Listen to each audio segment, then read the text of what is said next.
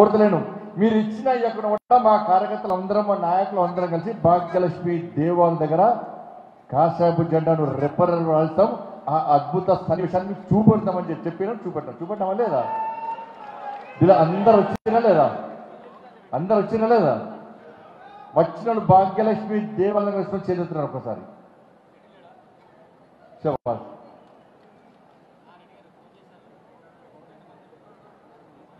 ఎందుకంటన్నా పాత బస్తీ ఏమనంటే మనదన్న, ఒకప్పుడు ఈ పాత బస్తీలో మరాఠీలు, గుజరాతీలు, కన్నడ వాళ్ళు, రాజస్థాన్ వాళ్ళు వీళ్ళందరూ ఉండే కాబట్టి దీన్ని మినీ భారత్ అనేవాళ్ళు. ఇవాళ రాను రాను ఈ ఎంఐ పార్టీ గుండాల యొక్క అరాచకాలను తట్టుకోలేక, వాళ్ళ ఆగడాలను తట్టుకోలేక, వాళ్ళ విధ్వంసాలను తట్టుకోలేక, దాన్ని భరించలేక ఇవాళ మెజార్టీ ప్రజలైన హిందువులందరూ కూడా ఆ మూసిన అవతలకు పోయారన్న. వాస్తవంగా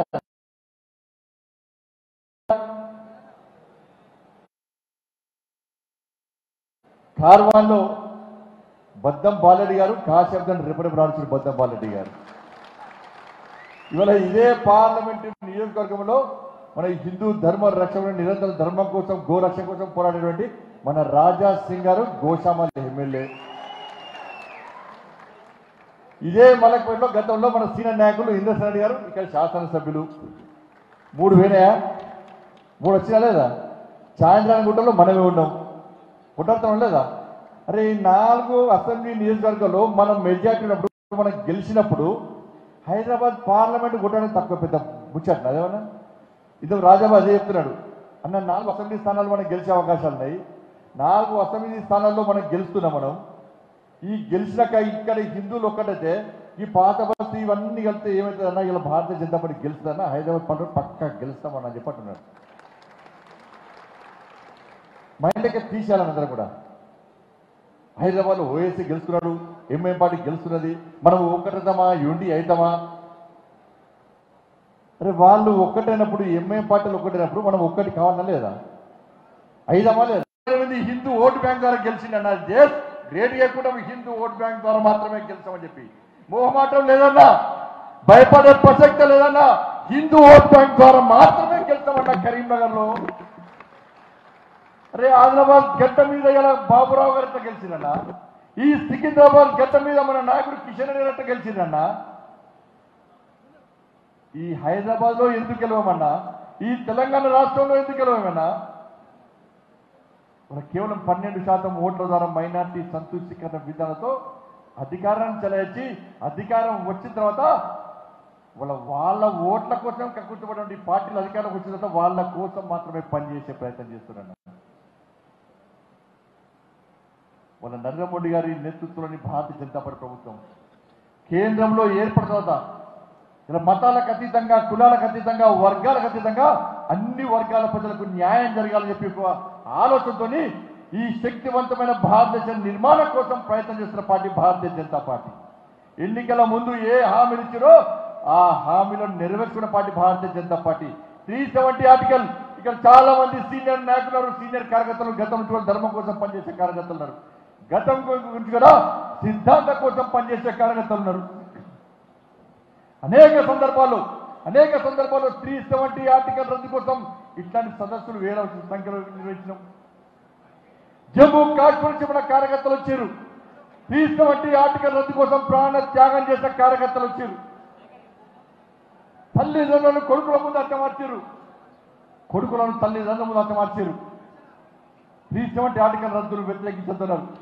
కానీ నరేంద్ర మోడీ గారి ప్రభుత్వం వచ్చిన తర్వాత 370 ఆర్టికల్ రద్దు చేసిన కనుక మన భారతీయ జనతా పార్టీ మన కేంద్ర ప్రభుత్వాన్ని అయోధ్యలో దివ్యమైన భవ్యమైన రామమందిర నిర్మాణం కోసం అనేక మంది కరసేవకులు బలిదానం అయిపోయారన్న. ఈ భాగ్యనగర్ జిల్లా నుంచి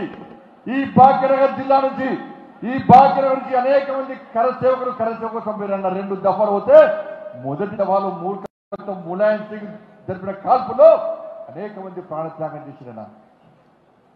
ఇక్కడ మోడీ గారి సంకల్పం అదే, అరే నా దేశంలో మెజార్టీ ప్రజల 80%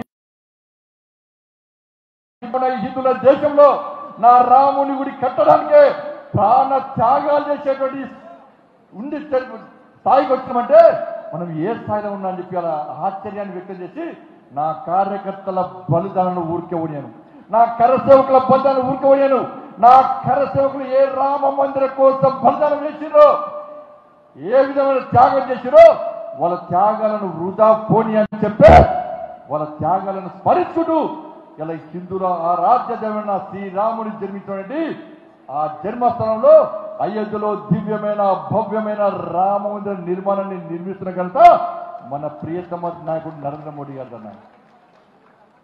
మన త్రిపుల్ తలాక్ తీసుకొచ్చాం. మన మతం మనదే మతత్వంతో పార్టీ అయితే, మనం కేవలం హిందువుల గురించి ఆలోచించే పార్టీ అయితే, ముస్లింలకు వ్యతిరేకమైన పార్టీ అయితే త్రిపుల్ తలాక్ ఎందుకు తీసుకొస్తామన్నా? ఇప్పుడు రాంగా చెప్పొచ్చు టీవీ డిబేట్లో. ఇవాళ గుజరాత్లో నిన్నగాక మన ర్యాలీ చేసిన ముస్లిం మహిళలతో మన ఆడబిడ్డలన్నా చేరదీయాల వాళ్ళను, ఎక్కడ ఇబ్బంది పడేది వాళ్ళను. ఇలా ఉత్తరప్రదేశ్లో వేలాది మంది ముస్లిం అమ్మాయిలు, వేలాది మంది ముస్లిం యువత, వేలాది మంది ముస్లిం మహిళలందరూ కూడా జై మోడీ జై బీజేపీ అని చెప్పి 2 చేతులెత్తి 3 గంటల పాటు ఇలా యూపీలో ప్రదర్శన చేశారన్న. మోడీ గారు ఆ తపనదే. ఈ దేశంలో ముస్లిం సమాజం నిర్వీర్యమైపోతుంది, ముస్లిం సమాజం వెనుకబాటుతానికి కారణం ఏంటని చెప్పి విశ్లేషిస్తే, సర్వేలు చేస్తే ఈ త్రిపుల్ తలాక్ అనేటువంటి 3 ఆచారాలతో ముస్లిం సమాజం నిర్వీర్యమైపోతుంది. వాడు దుబాయ్లో ఉండి, మస్కట్లో ఉండి, అమెరికాలో ఉండి, లండన్ ఉండి, బంగ్లాదేశ్లో ఉండి వాట్సాప్ ద్వారా, మెసేజ్ ద్వారా, ట్విట్టర్ ద్వారా, ఫోన్ల ద్వారా తలాక్ తలాక్ తలాక్ అంటే ఆ ముస్లిం మహిళ పిల్లలందరూ కూడా ఆ కుటుంబానికి తల్లిదండ్రుల భారమై వాళ్ళ బతుకులు బర్బాదవుతున్న పరిస్థితిలో ఈ త్రిపుల్ తలాక్ అనే 3వ విధానాన్ని పూర్తిగా తెరమరియాలని చెప్పి నరేంద్ర మోడీ గారి ప్రభుత్వం, మన ప్రభుత్వం త్రిపుల్ తలాక్ రద్దు చేస్తే ఇలా ఎంఐఎం పార్టీ సమర్థిస్తలేదన్నా, టీఆర్ఎస్ పార్టీ సమర్థిస్తలేదన్నా. ఇలా రాను అవకాశం వస్తే, అవసరం వస్తే ఇలా ముస్లిం మహిళలు ఓటు హక్కు వినియోగించకుండా ఫత్వా జారీ చేసేటువంటి స్థాయికి ఇలా ఎంఐఎం పార్టీ వచ్చిందంటే ఒక్కసారి ఇదే ఎవరి మద్దతుతో పాటు ఇలా ఈ కుహనా సెక్యులర్ వాళ్ళంతా ఆలోచించాల్సిన అవసరం ఉంది. హాయ్ ఫ్రెండ్స్, మా టుడే టుమారో యూట్యూబ్ ఛానల్ చూస్తున్నందుకు చాలా థ్యాంక్స్. మరిన్ని లేటెస్ట్ వీడియోస్ కోసం వెంటనే సబ్స్క్రైబ్ చేయండి. అలాగే ఈ బెల్ ని కూడా రింగ్ చేసేయండి. మా నోటిఫికేషన్స్ అన్ని మీ మొబైల్లో వస్తాయి. అలాగే మా వీడియోస్ మీకు నచ్చితే లైక్ చేయండి, షేర్ చేయండి, నచ్చకపోతే కామెంట్ చేయండి.